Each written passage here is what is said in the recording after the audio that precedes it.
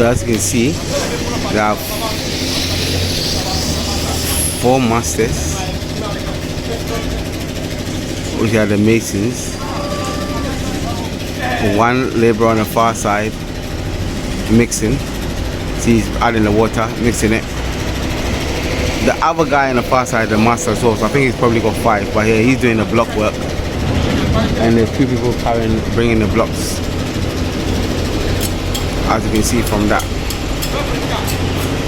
I can't find where they did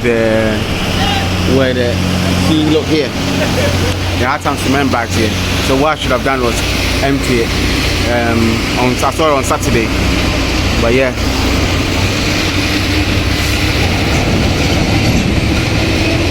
Oh, I see someone carrying some blocks over here. So this is not the only block factory around here. There must be one down there as well. But I'm supporting my neighbor, so that's how we're gonna grow together. So he's doing this restaurant here. He's gonna make this a restaurant. For the block factory, he's got cement. That's where they do the quarry. That's the block factory. His boys are Boboya. My man got his hands in everything. So it's like he's becoming a mentor to me, to be honest with you, because the fear is how to get back here, and he's shown how it is. He just started little bit by little bit, you know. He's got his skills in like an accountancy, auditing, which he does. But over here, if you have the skills, you can still work. So basically he's got that. He works most of the time from home. He does most of the auditing from almost government departments. He goes there when it's end of the year or wherever, and does the tax returns for major business organizations. Then he's got his, so I suppose his side hustle is like a full-timer. He's got a restaurant, as I said, he's building here now. He's got the block factory. He's got the hardware. He sells cement, nails, everything. And when he started, instead of him building 6 floors, he built 3 so that he can stay in the far side and wash them. But he's got them to a point where he doesn't wash them so much like a hawk, but he's still here. So you can worry too much about people stealing from you, but you can't be everywhere. But he's still around enough, and then eventually you find someone that's not quite as, you know, messless. But you know, I think that's the only way to go. Just to say, oh, I'm bringing some goods from abroad to come and stay. You don't know what sells.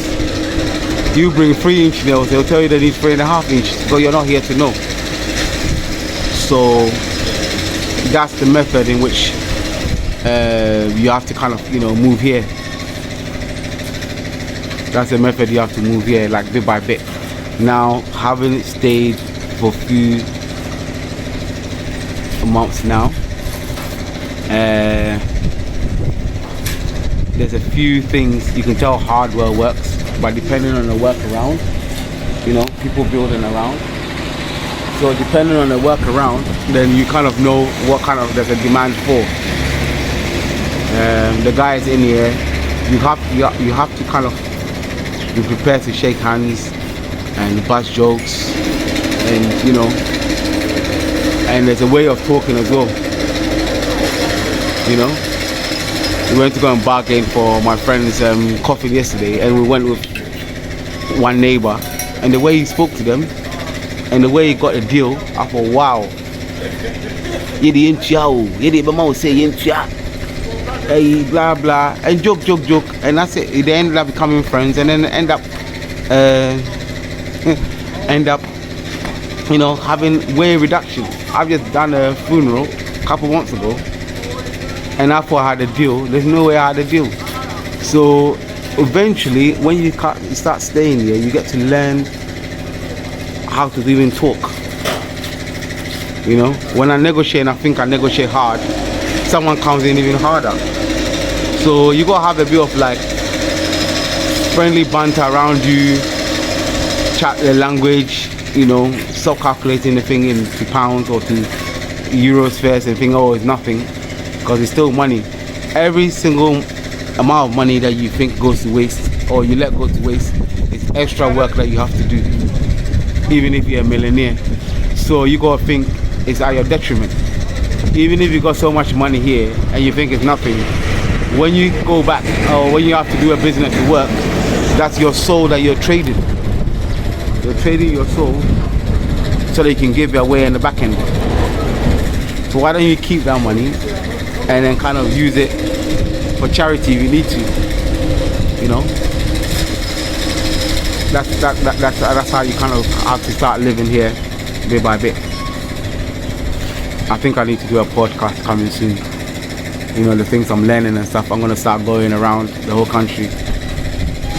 But yeah, you know what? I'm gonna make this place a friendly place so that I can come here all the time. I get along well with some people.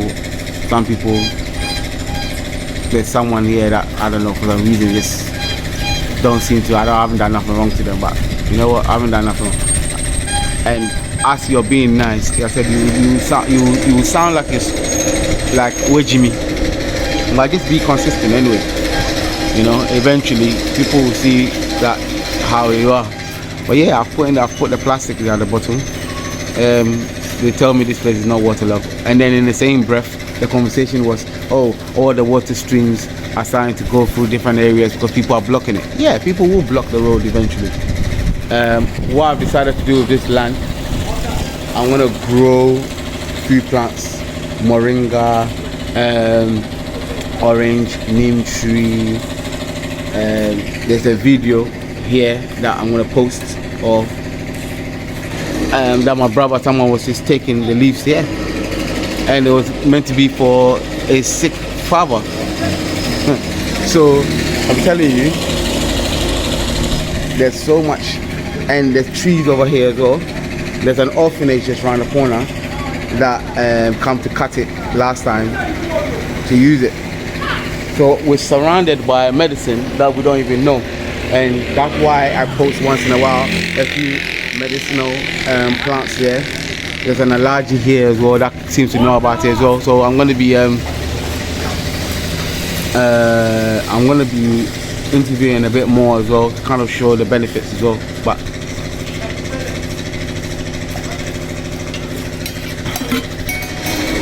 I bought the flask from the new China Mall. I couldn't find it anywhere else. That's the reason why. But I've just about spotted one when I was going for a walk. So I don't mind buying it from my Chinese cousins. But the thing's leaking. I took it again twice, and there was a guy there. There's a black security guy there, and he wouldn't have it. Trying to talk nonsense, and I said, "Big man, don't sell things that leak. Then I wouldn't need to come back. When you took my money, you took it." So they gave it back to me, and they wouldn't exchange it for even a higher price one. Some idiot. I could have gone hard on it, and then some other guy came in there telling me, some black guy telling me blah blah everything, the condition that I brought it back and then whatever. And I said to him, were you there when I bought it? How do you know it wasn't like this? Because I had the condition hadn't changed. But yeah, so I had to let him know anyway, and then I took it to try it, and I couldn't test it out there and then, so I had to bring it home first, and the thing is still leaking. So I think I'm going to be walking to the Ghanaian lady that I saw selling one on the road. At least there I can test it out and buy a flask that works. But I figured out if I have my water and I buy the flask here, because what tends to happen is when you have the water, you drink half and then it gets hot in the car because it's very hot. So why don't I keep in a flask? That was my thinking. So this is where I'm adapting a bit here. So yeah, I'll probably, judging by this now, yeah, by this week it will go very far. I'll go very far. So I'm going to, what if I left the hole there? Left the hole here. Yeah, I'll be querying them in a second. It hurts me that I didn't find the cement, how much they got, which is funny. But tomorrow I'll be here, at least at the first count. If I'm here for the cement at the first count and the middle count, then, but then if you're here, they will just take it around the corner. Take it around the corner. As I said, so far I trust them-ish, except for what they did last time, which is kind of throwing the spanner in the works. But I'll see. When they're working, they seem okay.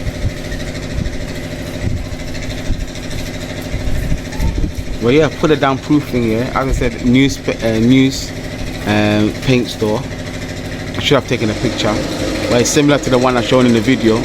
But put it down before you start the casting. All right.